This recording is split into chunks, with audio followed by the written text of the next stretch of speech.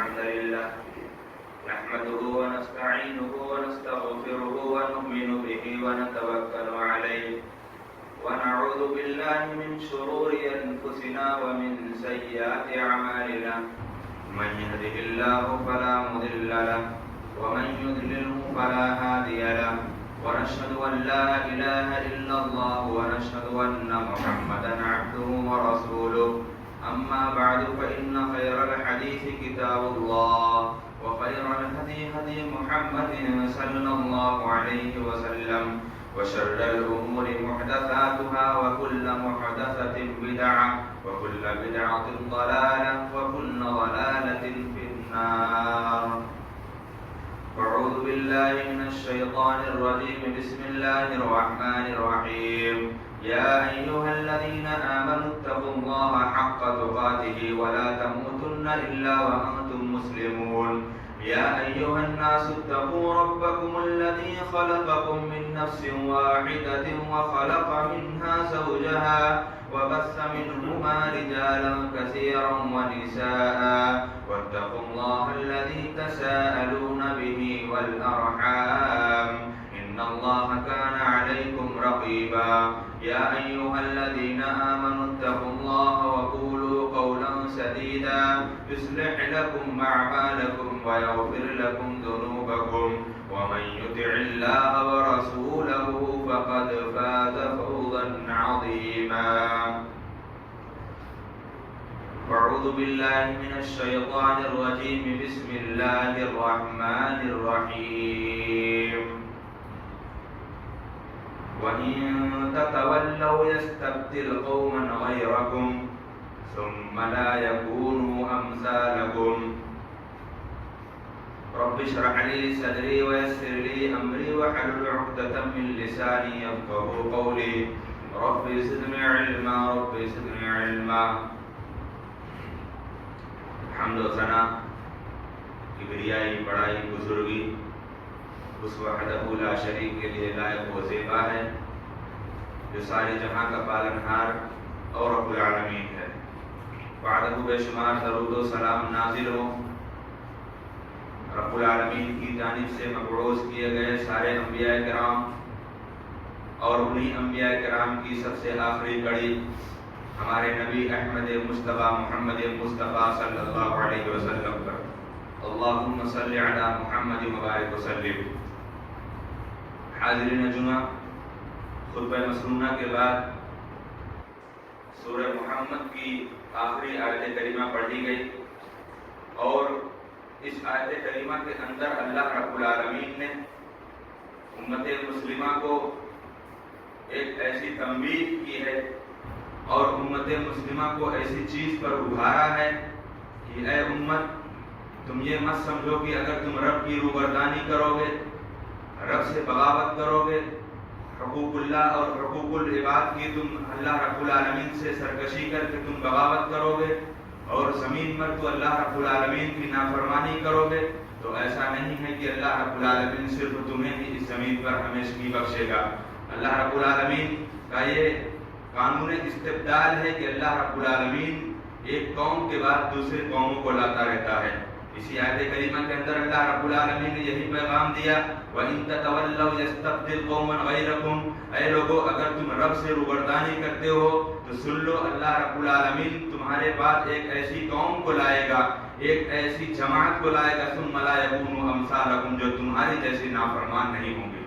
یہ رب العالمین اپنے ان بندوں کو مخاطب کیا جو بندے دنیا کے اندر رب کی بغاوت، رب سے سرکشی، رب سے عناد، بغض، حسد، کینہ، کپٹ، غرور، تکبر، انانیت، یہ ساری کی ساری گھناؤنی چیزیں اگر اپنے اندر رکھ کر ہم زندگی گزارتے ہیں تو ہم رب کے سب سے بڑے نافرمان بندے ہیں، ہم رب کے سب سے بڑے ناشکر بندے ہیں اور ہمارا اللہ رب العالمین کی نگاہ میں اور اللہ رب العالمین کے سامنے ہمارا محبوب بندوں میں شمار نہیں ہوگا.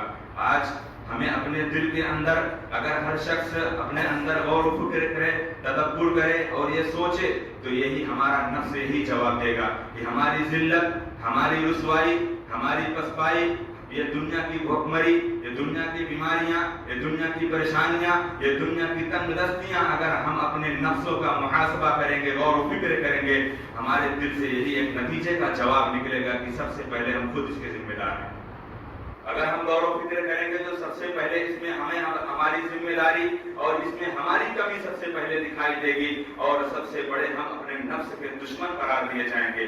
اور اس کے بعد دوسرا مرحلہ ہمارا مخالف حکمران، دنیا کی ظلم بربریت کرنے والے اور بڑے بڑے عہدہ منصب والے، بڑے بڑے دانشوران، جس طریقے سے ان کی چال بازیاں، ان کی مکاریاں، ان کی ہمارے خلاف طرح طرح کی سرکشیاں اور جو ان کی منصوبہ بندیاں، وہ ایک اپنی طرف ہیں اور وہ دوسرے نمبر پر آتی ہیں۔ یقیناً ہندوستان کے اندر آج ایسے نازک حالات میں مسلمان ایک ایسے موڑ پر اپنی زندگی گزار رہا ہے کہ ہم میں سے ہر شخص مجھ سے زیادہ واقف ہے۔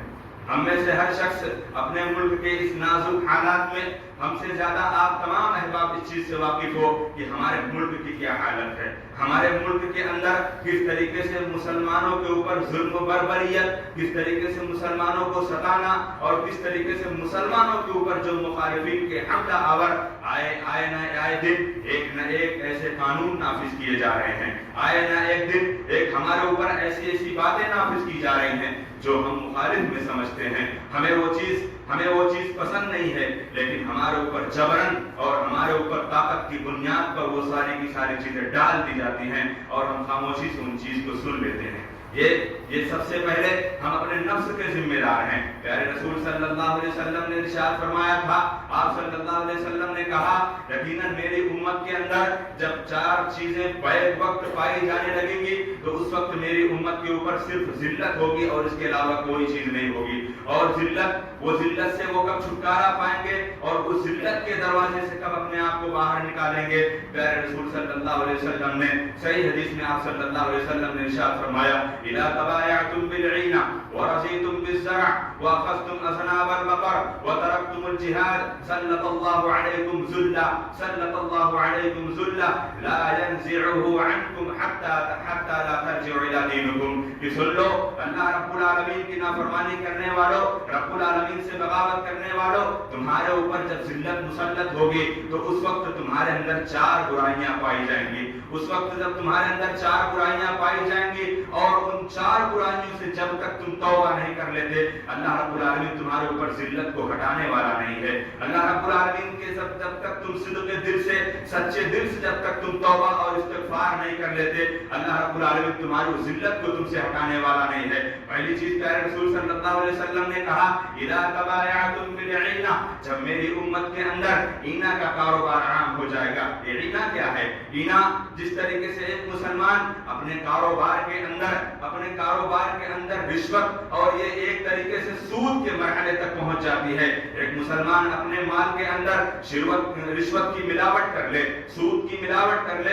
حرام مال کی ملاوٹ کر لے، اس کا کھانا حرام، اس کا پینا حرام، اس کا لباس حرام، اور جس مکان میں رہ رہا ہے اس حرام کمائی سے اس کا مکان حرام، تو مسلمانوں ہمارے اوپر ذلت نہیں آئے گی کہ اللہ کی رحمت آئے گی۔ پیارے رسول صلی اللہ علیہ وسلم نے پہلی چیز کا تذکرہ کیا، اذا تبايعتم بالعینہ، جب میری امت کے اوپر یہ سود خوری، رشوت جب عام ہو جائے گی، اور اس وقت اللہ رب العالمین میری امت کے اوپر سکون ہٹا لے گا اور ذلت کو مسلط کر دے گا۔ ورضیتم بالزرع واخذتم اذناب البقر، ہم اپنی زندگی کے اندر ہم دنیا میں اتنا مست ہو جائیں گے، دنیا کی زندگی کو کمانے میں ہم اتنا مست ہو جائیں گے کہ ہم اپنے کھیتی باڑی میں مست ہو جائیں گے، اپنے جانوروں میں مست ہو جائیں گے، اور اپنے جانوروں سے جو ان سے دودھ نکلے گا، ہمارا وہی کاروبار، ہماری وہی زندگی اور ہمارا زندگی کا وہی مشن اور وہی ٹارگٹ ہمارا بنا رہے گا۔ ہم اپنے کاروبار میں اس طریقے سے مست ہو جائیں گے کہ ہم اللہ رب العالمین کو بھول بیٹھیں گے۔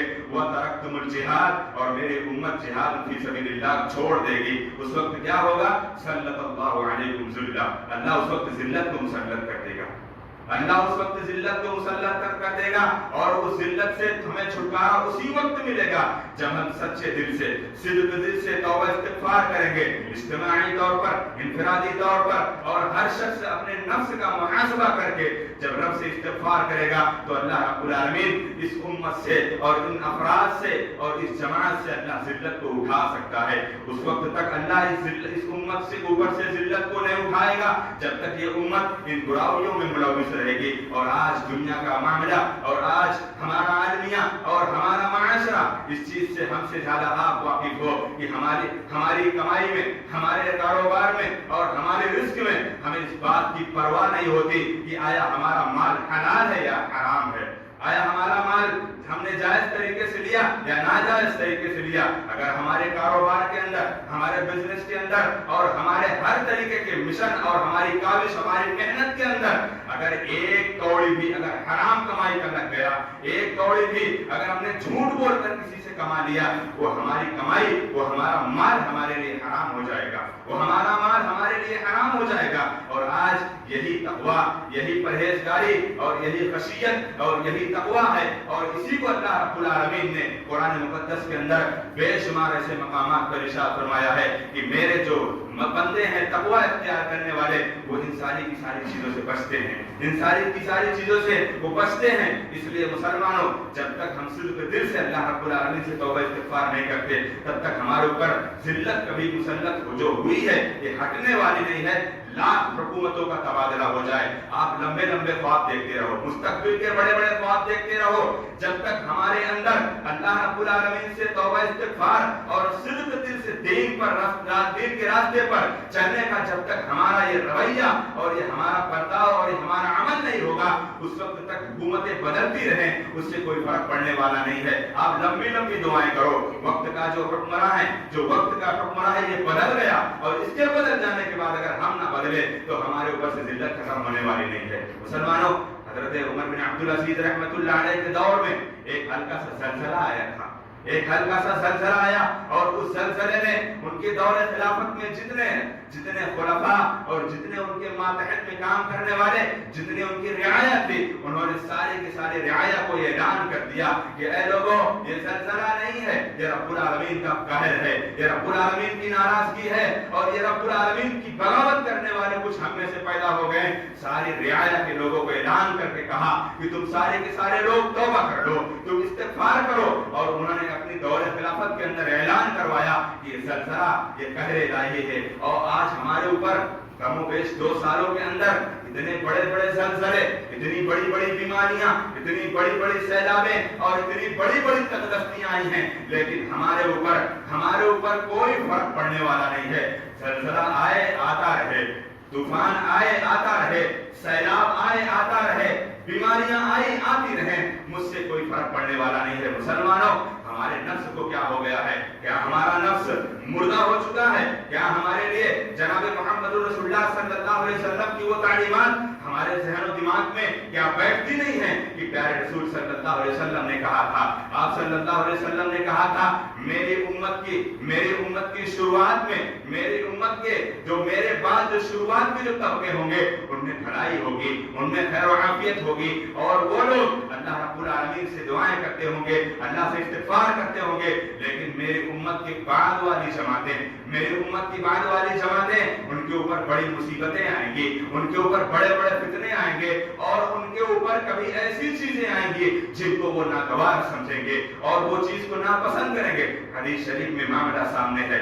آج ہمارے اوپر کچھ ایسی چیزیں لاگو کی جاتی ہیں جن کی بنیاد پر ہمیں وہ ناگوار گزرتی ہیں، لیکن ہمیں وہ ماننا پڑتا ہے. آج ہر شخص دیکھے کہ پیارے رسول صلی اللہ علیہ وسلم کی پیشین گوئی، آپ صلی اللہ علیہ وسلم کی بتائی ہوئی تعلیمات کیا آج دنیا کے سامنے اور ہمارے منظر کے سامنے وہ چیز ظاہر نہیں ہو رہی ہے؟ وہ چیز دنیا والوں نے دیکھا ہے. کہ کبھی کبھی ایسا بھی ہوتا ہے کہ جو چیزیں ہمیں ناپسند ہیں اور وہ چیز ہمارے اوپر جان بوجھ کر جبرن اور اپنی طاقت و قوت کی بنیاد پر ہمارے اوپر لاگو کی جاتی ہیں، اور ہم اس کو ماننے کو بھی تیار ہوتے ہیں. پیارے رسول صلی اللہ علیہ وسلم نے کہا، جب وہ دور آ جائے تو اس وقت تم اللہ رب العالمین سے توبہ استغفار کرنا، اللہ رب العالمین سے توبہ استغفار کرنا، اور ایسے بندے جو اللہ رب العالمین سے توبہ استغفار کرنے کے ساتھ ساتھ وہ اللہ رب العالمین سے جنت مانگے اور جہنم سے پناہ مانگتے رہیں، ایسے لوگوں کے لیے خیریت ہے اور ایسے لوگوں کے لیے عافیت اور بھلائی ہے۔ اس لیے مسلمانوں، حالات ہمارے ملک کا جو ایک ایسا نازک موڑ ہے اور ایک ایسے نازک دور سے ہم گزر رہے ہیں کہ ہمیں اجتماعی طور پر اور ہمیں اپنے اجتماعی طور پر ہم ہر سطح پر اللہ رب العالمین سے ہم پہلے توبہ استغفار کریں، ہم اپنے عملوں کے اندر جائزہ لیں، ہماری عبادتیں، ہماری ریاضتیں اور ہماری دعائیں اور ہمارے استغفار اور ہمارے ذکر و اذکار یہ کہاں کام آ رہے ہیں۔ مسلمانوں، جب تک ہم نے اللہ رب العالمین سے اسی طریقے سے جس طریقے سے دوسرے لوگوں نے بغاوت کی ہے، دوسرے لوگوں نے سرکشی کی ہے اور دوسرے لوگوں نے حقوق اللہ اور حقوق العباد کی نافرمانی کرتے ہوئے انہوں نے اللہ رب العالمین سے بغاوت کی، اللہ رب العالمین سے بغاوت اور اللہ رب العالمین کی نافرمانی کرنا یقیناً وہ اپنے آپ میں عذاب اور فتنے کی دعوت دینے کے برابر ہے۔ جو مسلمان اپنے آپ میں اللہ رب العالمین سے بغاوت کرتا ہے اور اللہ رب العالمین کی تعلیمات پر عمل نہیں کرتا، جناب محمد رسول اللہ صلی اللہ علیہ وسلم کے تعلیمات کو بسے پشت ڈال دیتا ہے، وہ اپنے آپ میں وہ یا تو اللہ سے مصیبت مانگتا ہے یا اللہ سے عذاب مانگتا ہے۔ قرآن میں اللہ رب العالمین نے کہا فَلْيَحْذَرِ الَّذِينَ يُخَالِفُونَ عَنْ أَمْرِهِ أَن تُصِيبَهُمْ فِتْنَةٌ أَوْ يُصِيبَهُمْ عَذَابٌ أَلِيمٌ۔ ایسے لوگوں کو ڈرنا چاہیے، اللہ رب العالمین سے ڈرنا چاہیے جو میرے رب کی مخالفت کرتے ہیں، میرے نبی کی تعلیمات سے مخالفت کرتے ہیں، ان کو ڈرنا چاہیے کہ کہیں اللہ رب العالمین ان کے اوپر کوئی فتنہ نہ ڈال دے یا ان کو اللہ رب العالمین کوئی سخت عذاب میں نہ مبتلا کر دے۔ یقیناً رب کی بغاوت کرنے والا انسان اللہ رب العالمین کی عبادت نہ کر کے وہ اپنی زندگی میں وہ اپنے کاروبار میں اتنا مست ہو جائے کہ وہ رب کو بھول جائے جس نے ہمیں پیدا کیا، جس نے ہمیں مقصد بتایا۔ ہمارا مقصد، ہمارا ہدف، ہمارا ٹارگٹ، ہمارا مشن کیا ہے؟ ہمارا مشن یہی ہے وَمَا خَلَقْتُ الْجِنَّ وَالْإِنسَ إِلَّا لِيَعْبُدُونِ۔ میرے رب کریم نے اعلان کیا ہے کہ اے میرے بندو، ہم نے تمہیں پیدا کیا ہے اپنی عبادت کے لیے۔ تم دنیا کے اندر سرکشی کرتے ہو، تم دنیا کے اندر بغاوتیں کرتے ہو، تم اعلان اللہ کے نبی کی خلاف ورزی کرتے ہو اور تمہیں اس بات کا ڈر نہیں ہوتا کہ اللہ تمہیں کسی فتنے میں نہ مبتلا کر دے یا تمہارے اوپر کوئی سخت عذاب نہ ڈال دے۔ اللہ نے قرآن مقدس کے اندر بیان فرمایا۔ مسلمانوں، گزشتہ قوموں نے بڑی بڑی مثالیں بیان کی ہیں۔ اللہ کے رسول صلی اللہ علیہ وسلم کے بعد 90 ہجری کے اندر بے شمار ایسی مثالیں ہمارے لیے ہیں۔ کیا ہم نے اس ملک کے اندر حکومت نہیں کی ہے؟ ہم نے اس ملک ہندوستان کے اندر کم و بیش 800 سال ہم نے حکومت کی ہے۔ اس کا یہ مطلب نہیں کہ یہ ملک ہمارا ہے، اس کا یہ مطلب نہیں کہ ہم اللہ رب العالمین کے بڑے محبوب بندے ہیں، اس کا مطلب یہ نہیں کہ ہم سیدھے راستے پہ ہیں۔ اس کا مطلب یہ ہونا چاہیے کہ ہماری زندگی کے اندر ہمیشہ خلوص للہیت، اللہ کا ڈر، اللہ کا خوف اور اللہ کی نافرمانی سے ڈرنے کا ہمارے اندر خوف ہونا چاہیے۔ یہاں اسپین کی تاریخ آپ پڑھو، اسپین کی ہسٹری پڑھو آپ، اسپین کی سرزمین پر مسلمانوں نے جتنی سال ہم نے حکومت کی ہے اتنے سال اسپین کی سرزمین پر ان لوگوں نے بھی حکومتیں کی ہیں۔ 90 ہجری کے اندر اسپین کے اندر اسلام داخل ہوا اور اسلام کا بول بارہ اتنا ہوا، اسلام کے ماننے والے اتنے ہوئے کہ اسلام پر عمل کرنا اتنا بے شمار تعداد الحمدللہ ہوئی کہ کم و بیش 800 سال انہوں نے حکومت کی ہے۔ جب رب سے بغاوت کیے، جب رب سے سرکشی کیے تو یہ رب العالمین کا قانون استبدال، یہ قانون استبدال ان کو اللہ رب العالمین نے وہاں تک پہنچا دیا۔ اللہ نے کہا وَإِن تَتَوَلَّوْا يَسْتَبْدِلْ قَوْمًا غَيْرَكُمْ ثُمَّ لَا يَكُونُوا أَمْثَالَكُمْ۔ اللہ نے وہی کیا، اللہ نے آج صفحہ ہستی سے، آج اسپین کی سرزمین پر آج کرسچنوں کی حکومت چل رہی ہے، آج غیروں کی حکومت چل رہی ہے۔ مسلمان نام و نشان پہ نہیں ملتے۔ آپ مطالعہ کرو اسپین کا، آپ دیکھو کہ وہاں کا معاملہ کیا ہے، وہاں بچا کیا ہے۔ وہاں وہی چیزیں بچی ہیں جو مسلم حکمرانوں نے اور اپنے ماتحتوں میں رہنے والے لوگوں کے لیے جو بڑی بڑی عمارتیں بنائے رکھے تھے، جو بڑی بڑی انہوں نے اپنے محلات کو بنا رکھے تھے، آج وہی چیز باقی ہیں۔ باقی وہ نہ مسلمان بچے ہیں، نہ وہاں وہ ایمان بچا ہے، نہ اسلام بچا ہے۔ ہاں، آج ہمارے ملک کے اندر بھی ہم نے 800 سال حکومت کی ہے اور اگر ہمارا بھی وہی حال رہا تو بچے گا کیا؟ بچے گا لال قلعہ اور بچے گا تاج محل۔ نہ تاج محل بنانے والے دکھیں گے، نہ لال قلعہ کو آباد کرنے والے دکھیں گے۔ ہمارا بھی حال وہی ہوگا اگر ہم اللہ رب العالمین سے وہی بغاوت کرتے رہیں گے جو رب نے ہمیں قرآن مجید کے اندر اس آیت کریمہ کے اندر ہمیں تنبیہ کیا ہے۔ اللہ رب العالمین، اللہ نے ہمیں ڈرایا ہے۔ اللہ نے کہا وَإِن تَتَوَلَّوْا يَسْتَبْدِلْ قَوْمًا غَيْرَكُمْ ثُمَّ لَا يَكُونُوا أَمْثَالَكُمْ۔ جو जो रब की बगावत करोगे, सरकशी करोगे, तो अल्लाह तुम्हें हटाने में देरी नहीं लगाएगा और ऐसी कौम को लाएगा जो तुम्हारे जैसा नहीं होगी। तो मुसलमानों, हम अपने नफ्स का मुहासबा करें, हम अपनी जिंदगी को देखें। हमने दुनिया के अंदर आज हुकूमत के ऊपर आज ऐसे हालात हमारे ऊपर हैं, हमारे ऊपर ऐसे हालात हैं, आए दिन एक न एक ऐसा कानून और एक न एक ऐसे अमल पर हमें नाफिज किया जाता है। हाँ, अभी चंद दिनों पहले एनआरसी और CAA ये लगाने की कोशिश की गई, लेकिन अल्लाह रब्बुल आलमीन ने ये देखा कि हमारे बंदे हैं। अल्लाह रब्बुल आलमीन ने देखा ये हमारे बंदे हैं। अल्लाह असबाब पैदा करता है। मुसलमानों, अगर हमारे अंदर वो ईमान पैदा हो गया, वो जज्बा पैदा हो गया और वो तकवा पैदा हो गया, तो इंशाअल्लाह अल्लाह ऐसे असबाब पैदा करेगा कि तुम्हारे ऊपर कोई उंगलियां उठाना तो दूर की बात है, तुम्हारे ऊपर कोई निगाह नहीं उठाएगा बुरी नजर से। इसलिए हमें वही ईमान पैदा करने की जरूरत है जो जनाब मोहम्मद रसूलुल्लाह सल्लल्लाहु अलैहि वसल्लम के जानिसार ने पैदा किया था, जो जनाब मोहम्मद रसूलुल्लाह सल्लल्लाहु अलैहि वसल्लम के जानिसार ने पैदा किया। और इस तरीके से अगर हमारी जिंदगी के अंदर आज कुछ ऐसे लोग हैं जो उस दौर के अंदर ऐसे नाजुक हालात में वो अपने आप में कहीं पर कोई ये फतवा दे रहा है, कहीं पर कोई वो फतवा दे रहा है, कहीं पर वो बैठा है अपना स्टेज सजाकर, कहीं वो बैठा है अपनी कुर्सी सजाकर और वो जगह पर बैठे फतवा दे रहा है। वो फतवा ये दे देता है कोई शख्स हम में से ही जो सिर्फ लकीर के फकीर होते हैं, ना उनको काल रसूल का इल्म, वो सोशल मीडिया पर बैठकर, वो इंटरनेट पर बैठकर 2-4 किताबों का मुताला कर लिए हैं। 2-4 उर्दू किताबों को पढ़ने के बाद वो कहते हैं कि हिंदुस्तान के अंदर एहतजाज करना नाजायज है। मुसलमानों, हमने कहा मनहजी तौर पर हमने एहतजाज किया? बाबरी मस्जिद का फैसला हमसे खिलाफ गया, हमने एहतजाज नहीं किया। 370 हटाई गई, हमने उस पर एहतजाज नहीं किया। मॉब लिंचिंग के रोज पैटर्न आ रहे हैं, आए दिन अभी चंद दिनों पहले मध्य प्रदेश की सरजमी पर बेकसूर मुसलमानों को, बेकसूर ऐसे मासूम भाइयों को जिस तरीके से सताया जा रहा है, हमने उस पर एहतजाज नहीं किया। लेकिन जब हमारी वजूद और हमारी बका की बात आई है, जब हमसे इस बात पर सवाल किया जाने लगा कि तुम्हारी हकीकत क्या है, तुम आए कहां से हो, तब मुसलमानों के ऊपर उसके ऊपर सर का पानी और उसके ऊपर हो चुका है। तब हमने मनहजी तौर पर नहीं, हमने इज्तिमाई तौर पर हमने एहतजाज किया। और हम में से कुछ ऐसे नौजवान जिनके अखलाक व किरदार का कोई नमूना नहीं है, माशाअल्लाह अल्हम्दुलिल्लाह बड़े अखलाक व किरदार के अच्छे हैं, लेकिन वो सोशल मीडिया पर बैठकर वो कुछ ऐसे लोगों से फतवे तलाश करके और ये हुक्म दें और ये दुनिया के अंदर ये एक फितना फैलाएं कि हाँ कि ये नाजायज है, ये जायज है, ये दुरुस्त है, ये नहीं दुरुस्त। आपको किसने हक दिया है? आपको ये किसने हक दिया कि आप कुरान मजीद की एक आयत करीमा पढ़कर आप उसकी तफसीर नहीं कर सकते? अहादीस रसूल की एक छोटी सी हदीस पढ़कर आप उसकी तशरीह नहीं कर सकते और सोशल मीडिया पर बैठकर और आप लकीर के फकीर वाले मुफ्ती बन गए हो।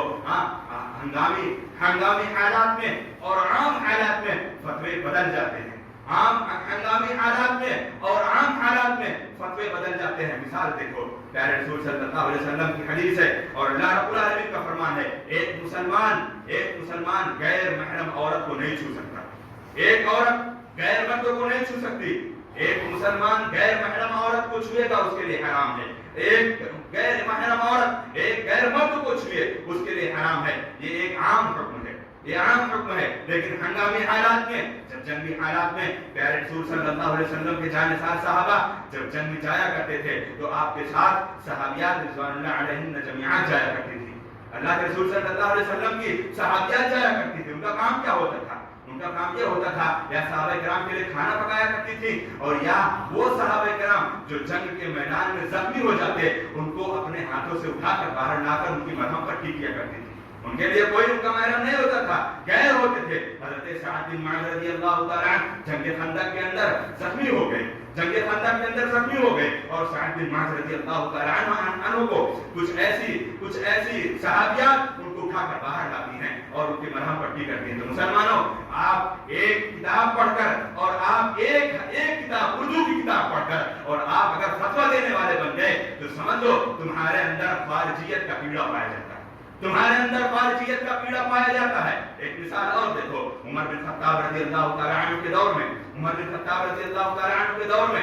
اللہ نے قرآن میں کیا کہا؟ اللہ نے قرآن میں کہا والسارق والسارقۃ فاقطعوا ایدیہما جزاء بما کسبا نکالا من اللہ. ایک چور مرد اگر چوری کرتا ہے اس کا ہاتھ کاٹا جائے گا. ایک چور عورت چوری کرتی ہے اس کا ہاتھ کاٹا جائے گا. یہ قرآن کا حکم ہے, یہ نصوص قرآن ہے. لیکن عمر بن خطاب رضی اللہ تعالیٰ عنہ کے دور خلافت کے اندر ایسی بحث ساری پڑ گئی اور ایسی تنگدستی اور ایسی بھوکمری پڑ گئی. کچھ لوگوں نے چوریاں کر لی تھی, کچھ لوگ چوری کر لیے تھے. عمر بن خطاب رضی اللہ تعالیٰ عنہ کے پاس وہ معاملہ لایا گیا کہ فلاں شخص نے چوری کی ہے, فلاں شخص نے چوری کی ہے. اس کے اوپر حد نافذ نہیں کیے, اس کے اوپر حد نافذ نہیں کیے. انہوں نے کہا ہو سکتا ہے ایسی حالت آ گئی ہوگی کہ اس کو اپنا صرف جان بچانے کی لگی ہوگی, اس نے چوری کر لیا ہے. اسی لیے اللہ رب العالمین نے قرآن مقدس کے اندر ایک نظام اور ایک اصول بتایا ہے فَمَنِ اضْطُرَّ فِي مَخْمَصَةٍ غَيْرَ مُتَجَانِفٍ لِلْإِثْمِ. اگر تمہاری جان جا رہی ہے اور تمہیں اپنی جان کو بچانے کے لیے اگر خنزیر کا گوشت بھی کھانا پڑے تو بمقدار جان بچانے کے لیے آپ اس کو کھا سکتے ہو, آپ اس کو کھا سکتے ہو جان بچانے کے لیے, ایسے نہیں جبکہ وہ حرام ہے ہمارے لیے. تو مسلمانوں مسائل اور فتوے ہر وہ شخص دینے کا حقدار نہیں ہے. جو لڈو پنجو بیٹھ کر سوشل میڈیا پر انٹرنیٹ پر بیٹھ کر دو چار سرچ کر کے وہ بیٹھ کر فتوا دینے بیٹھ جاتے ہیں, ایسے فتوا دینے والوں کے لیے پیارے رسول صلی اللہ علیہ وسلم نے پیشین گوئی کی تھی کہ کچھ ایسے لوگ آئیں گے میرے بعد, قیامت سے پہلے کچھ ایسے لوگ آئیں گے جو اپنے جہالت کی بنیاد پر جو فتوا دیں گے اور ان کو علم بھی نہیں ہوگا, خود گمراہ ہوں گے, قوم والوں کو بھی گمراہ کریں گے. تو مسلمانوں پیارے رسول صلی اللہ علیہ وسلم کی تعلیمات میں آپ صلی اللہ علیہ وسلم کا جو عمل اور آپ صلی اللہ علیہ وسلم کا جو کردار ہمارے لیے نمونہ, ہمارے لیے آئیڈیل, ہمارے لیے پیشوا اور ہماری زندگی کے لیے اسی راستے پر چلنے کے لیے اللہ رب العالمین نے حکم دیا ہے. ہمارے ملک کی حالت, ہمارے ملک ایسا نازک موڑ سے گزر رہا ہے. آج ہم میں سے کچھ ایسے لوگ ہیں جو سوشل میڈیا پر جو الیکٹرانک یا پرنٹ میڈیا, الیکٹرانک میڈیا یا پرنٹ میڈیا, یہ دونوں کی دونوں میڈیا اللہ ماشاء اللہ ایک دو چھوڑ رپورٹر اور ایک دو پترکار کو چھوڑ کر سارے کے سارے جھوٹے ہیں, سارے کے سارے جھوٹ بولتے ہیں. اور آج اپنے ملک کی حالت دیکھو, کہیں پر ایسے مقامات پر دلی کی سرزمین پر دیکھو دہشت گردی کے نعرے لگانے والے, کچھ ایسے برے القاب کہنے والے, ان کو سارے نیشنل چینلوں نے دکھایا, ان کے سارے نیشنل چینلوں نے دکھایا. لیکن جب بے قصور ایک بھائی کو مارا جاتا ہے, کوئی بھی ہو, عام انسان ہو, مسلم ہو غیر مسلم ہو, کوئی بھی ہو, جب اس کو بے قصور مارا جائے, ایک غیر مسلم ایک دلت انسان بیچارے کو اس کو گاڑی میں بیٹھا کر گاڑی میں گھسیٹا جاتا ہے اور اس کی جان چلی جاتی ہے, اس کو یہ میڈیا نہیں دکھاتی. یہ بگاؤ میڈیا ہے. کسی نے کہا کہ ہمارے یہاں میڈیا نہیں ہے. میڈیا کہتے کس کو ہیں؟ میڈیا اس کو کہتے ہیں جو حقیقت بیان کرے, اور جو گود میں بیٹھ کر بیان کرے اس کو میڈیا نہیں کہتے. اللہ رب العالمین ہدایت دے ایک ہمارے ملک کا ایک ایسا پترکار, ایک سچا اور ایک ایسا دانشور پترکار, اللہ اس کو ہدایت دے اور اللہ اس کی حفاظت کرے. وہ آپ سمجھ گئے ہوں گے کہ وہ ایسا پترکار ہے جو حق بیانی کرتا ہے, حق لسانی کرتا ہے, جو بات حق ہے وہی کہتا ہے. ایسے پترکار ہمارے یہاں اور کچھ ایسے لوگ ہیں جو انٹرنیٹ پر بیٹھ کر, کچھ لوگ پرنٹ میڈیا اور الیکٹرانک میڈیا پہ بیٹھ کر پورا کا پورا بار چاٹ جاتے ہیں, اور جبکہ سراسر جھوٹ ہوتا ہے. اللہ ماشاء اللہ ایک دو چینل اور ایک دو تمہارے صحافی جو سچے ہوتے ہیں. آج حالات ایسی ہے, ہمیں پیارے رسول صلی اللہ علیہ وسلم کی اور اللہ رب العالمین کی تعلیمات ہمیں اپنے سامنے رکھنا ہے. کرنا کیا ہے؟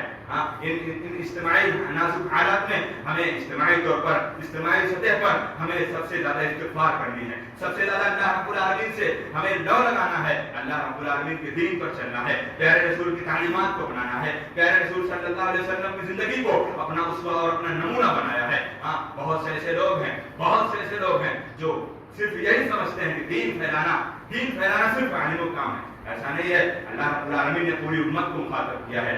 اللہ رب العالمین نے کہا وَلْتَكُن مِّنكُمْ أُمَّةٌ يَدْعُونَ إِلَى الْخَيْرِ وَيَأْمُرُونَ بِالْمَعْرُوفِ وَيَنْهَوْنَ عَنِ الْمُنكَرِ, کہ تم میں سے ایک بہترین ایسی امت ہوگی جو اللہ رب العالمین کے لیے وہ لوگوں کو بھلائی کی طرف بلائے گی, برائی سے روکے گی اور اللہ پر ایمان لائے گی. آپ ایسا عمل کرو, آپ ایسا مشن اپناؤ. اور دوسری جگہ اللہ رب العالمین نے کہا اللہ رب العالمین نے کہا بے شک کنتم خیر امت اخرجت للناس تأمرون بالمعروف وتنهون عن المنکر، یہ امت مسلمہ، یہ امت محمدیہ کے یہ اوصاف حمیدہ بیان کیے گئے ہیں۔ ہمارے اندر اگر یہ صفت پائی جائیں گی اور جس مسلمان کے اندر یہ صفت پائی جائے گی وہ رب العالمین کا بڑا خوش نصیب بندہ ہے اور محمد رسول اللہ صلی اللہ علیہ وسلم کا بڑا سعادت مند امتی ہے۔ یہ سب سے زیادہ وہ بھلائی کا حکم دیتا ہے اور برائی سے روکتا ہے اور اللہ پر ایمان رکھتا ہے، اللہ پر ایمان رکھتا ہے۔ پیارے رسول صلی اللہ علیہ وسلم کے اوپر اللہ رب العالمین نے بے شمار قرآن مجید کی آیتیں نازل فرمائی۔ ایک آیت کریمہ نازل فرما کر اللہ رب العالمین نے کہا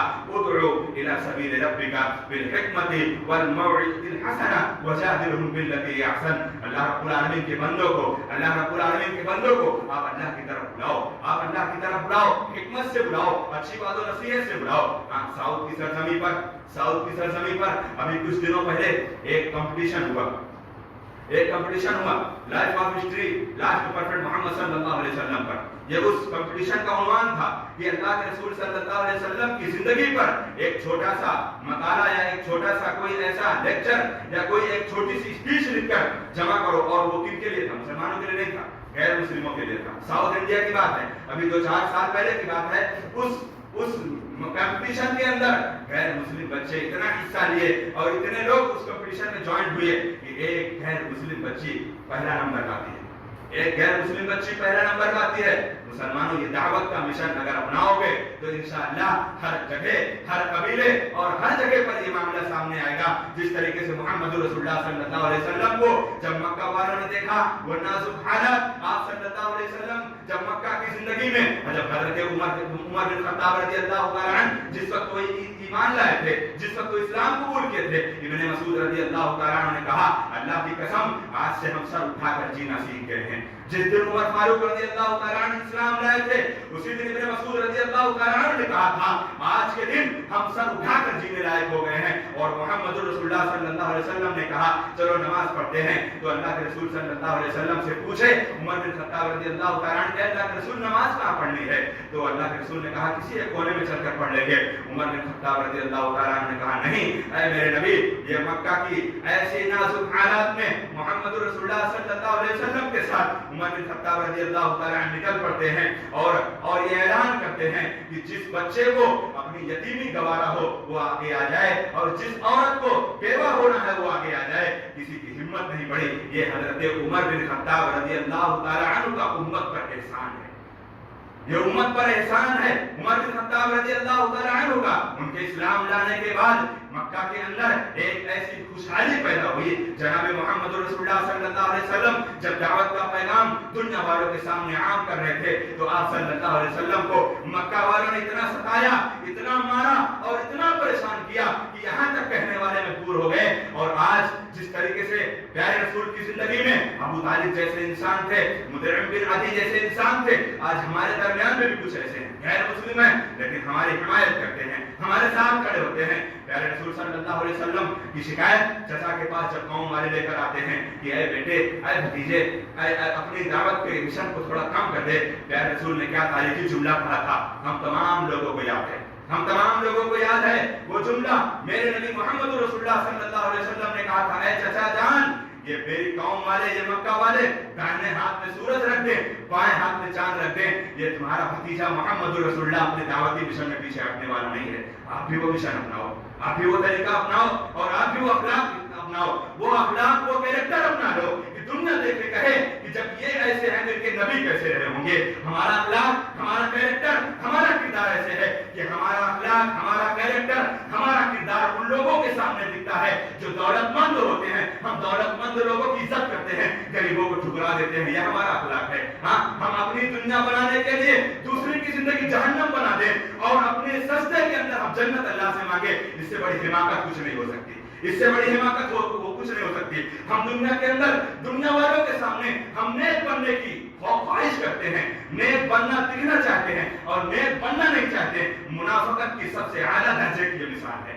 ہم بڑھ کر تو دکھائیں, ہم وہ اخلاق اپنائیں جس اخلاق کو اپنانے کے بعد رب کریم نے کہا وَرَفَعْنَا لَكَ ذِكْرَكَ, آپ کے ذکر کو میرے محبوب بلند کر دیا گیا. تو اس بچی نے جو ساؤتھ انڈیا کے اندر جو اس بچی نے جو کمپٹیشن میں جو نمبر حاصل کی, اور جب اس کا معاملہ آیا پہلا نمبر اس کو دیا گیا, اور جب اسٹیج پر بلایا گیا ایک پروگرام قائم کیا گیا, اسٹیج پر بلا کر اس کو کہا گیا کہ تم پہلے نمبر کے مستحق کو تمہیں انعام دیا جاتا ہے. اس نے انعام دینے سے انکار کر دیا, اس بچی نے انعام دینے سے انکار کر دیا. لوگوں نے کہا ارے تم نے محنت کی ہے, تم نے میرے نبی کی تعلیمات پر تم نے اس پر کچھ روشنی ڈالی ہے, تمہیں انعام دیا جائے گا. اس بچی نے جواب کیا دیا, مسلمانوں ہم بھی اپنے بچوں کو وہی تعلیم دیں اور سب سے پہلے اپنے آپ کو اس پر عمل کرنے کی توفیق دیں. ہمارے بچوں کو اللہ کی قسم, ہم نے ابھی 15-16 سال ایک بچے کو کل ہم نے پوچھا کہ میرے نبی کی عمر کتنی تھی, نہیں بتا پایا. میرا مسلمان بھائی کا بچہ ہے 15-16 سال کا, میں نے پوچھا میرے نبی کی عمر کتنی تھی, نہیں بتا پایا. یہ ہمارے مسلمانوں کی حالت ہے. وہ غیر مسلم بچی جواب کیا دیتی ہے, اے میرے بھائیوں تم لوگوں نے کمپٹیشن کا ایک ایسا پروگرام بنایا, اس پروگرام کے مستحق تم نے غیر مسلموں کو بنایا تھا. اللہ کی قسم جب سے میں نے محمد رسول اللہ کی ہسٹری پڑھ کر لکھنا شروع کی, میں اسلام لا چکی ہوں, میں اس انعام کا حقدار نہیں ہوں. یہ کمپٹیشن اور یہ سیرت اور یہ اسوہ اپناؤ جس طریقے سے دنیا کے اندر میرے نبی نے دین کا پرچم بلند کیا تھا. اللہ سے دعا الہ العالمین, وقت کم ہے اس لیے اپنی باتوں کو اسی پر ختم کرتا ہوں. رب العالمین سے دعا الہ العالمین ہم تمام مسلمان بھائیوں کو اس میرے نبی محمد رسول اللہ صلی اللہ علیہ وسلم کے طریقے پر اور اس نبی کی سیرت کو پڑھنے کے ساتھ اللہ اس پر مجھے عمل پیرا ہونے کی توفیق عنایت فرما دے. اللہ رب العالمین ہماری زندگی کے اندر جو سب سے زیادہ جو اس ملک کے نازک حالات سے ہم جس طریقے سے گزر رہے ہیں, اللہ ہمارے اندر اس نبی محمد رسول اللہ صلی اللہ علیہ وسلم کی تعلیمات پر ہمیں مکمل طریقے سے عمل پیرا ہونے والا بنا دے. اللہ رب العالمین ہماری زندگی کے اندر خوشحالی پیدا کر دے. اللہ رب العالمین ہمارے ملک کے اندر بالخصوص سارے عالم انسانیت پر جس طریقے سے ظلم و بربریت ہو رہی ہے, اللہ رب العالمین اس ظلم و بربریت سے امت مسلمہ اور ساری انسانیت کے اللہ رب العالمین تو حفاظت فرما دے. اللہ رب العالمین ہم دنیا کے اندر جس طریقے سے خستہ حالی, پسپائی, ذلت اور رسوائی کی زندگی گزار رہے ہیں, اللہ رب العالمین تو اپنے رحم و کرم سے ہم تجھ سے